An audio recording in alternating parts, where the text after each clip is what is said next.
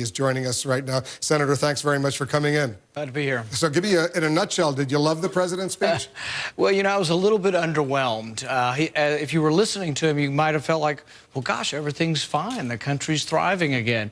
20 million people are either out of work, underemployed, or have given up looking for work.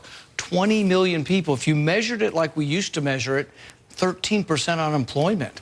I mean, we have a lot of problems. So I think there really needs to be a debate in our country. How do we create jobs? And I didn't hear anything new from the president. Well, he outlined a whole series of initiatives, and he said if you're not going to work with him, Republicans, he's going to take executive action in a dozen areas and do it alone by himself. You have a problem with that?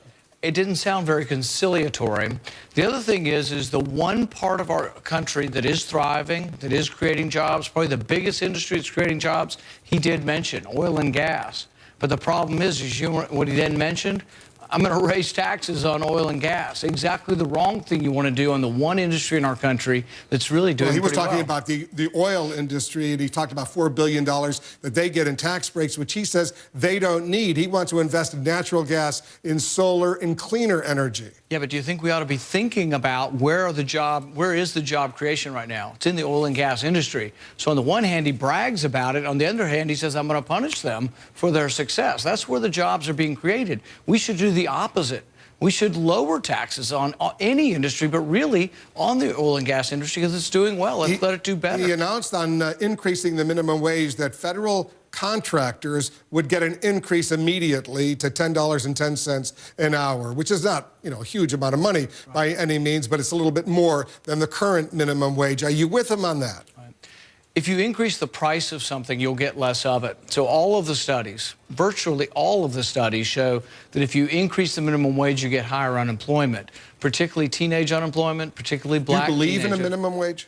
Well, I think that when you look at raising it, all of the studies show that if you raise it, you get more unemployment. So really the marketplace does a better job at determining what this should be. So there shouldn't be any federal minimum wage? I'm not so sure I'm saying that, but I think I'm not sure I have an answer as far as whether there is a right or wrong. United States Senator, you've thought about whether or not there should be a federal... Not necessarily, but what I have thought about is that raising the minimum wage causes more unemployment.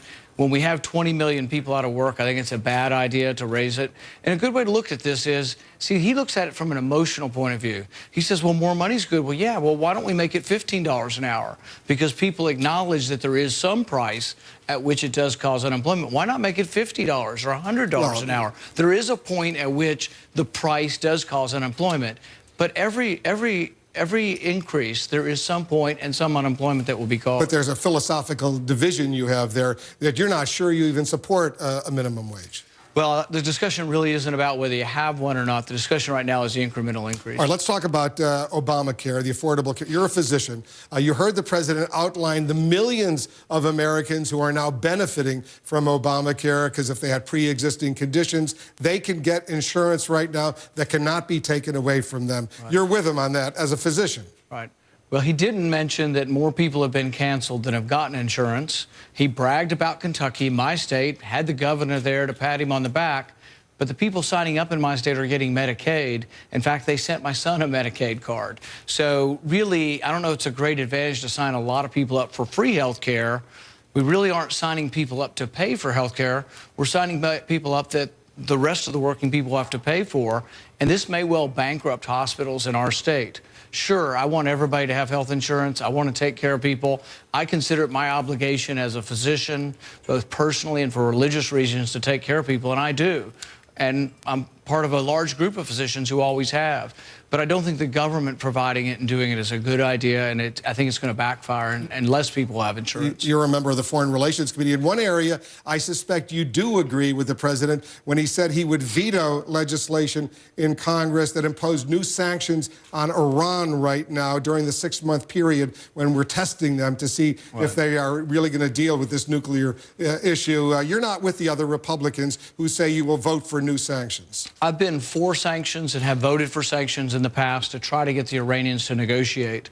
I think while they're negotiating, and if we can see that they're negotiating in good faith, I don't think it's a good idea to pass sanctions while we're in the midst of negotiations. However, The one thing I would have done differently than the president is I would have delayed the release of sanctions until after we had compliance. So I would have had at least several month delay where we can see that we're getting but compliance. the Iranians wouldn't have done anything if there wouldn't have been a quid pro quo, if you will. Yeah, maybe. I'm not sure exactly what it would have been, but my preference would have been for at least some delay to show compliance before we remove controls. Now, they have also argued that they could reapply the sanctions. I think the bottom line is we should give negotiations a chance. My hope is that sanctions will avoid war. We've been involved in 2 long wars in the Middle East, and I think it'd be best if we can do anything possible to try to avoid another war now. Senator Paul, thanks very much for coming in. Thank you. Appreciate it very much.